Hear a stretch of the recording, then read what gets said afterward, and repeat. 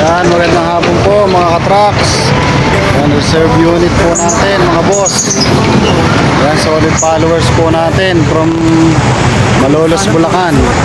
Ayan, pina-reserve na ni boss Bigas Deposit. Maraming salamat po sa tiwala, Sir Jimboy de la Cruz. Ito yung pina-reserve ni boss na unit, Isuzu Elf na 4B1 inline na 14 feet. First owner, registered 2026. Naka-breaker po, visor. So budget lang po ito, boss. Ayan, nakuha po ni sir ito ng 360,000 pesos.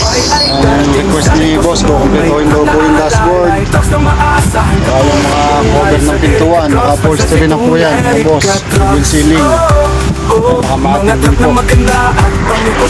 Kahit stud siya. Request din po yung pintura ng mga stud. Kaparlis na stainless, na ordinary sidings. 14 feet.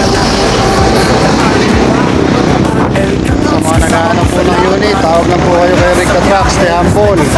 Marami po tayo available na unit, low budget, high budget. Maraming salamat po. God bless. Sana seller na madali, kausap at mapa-Eric Trucks. Yeah, mapagkakatiwalaan, laging maasa.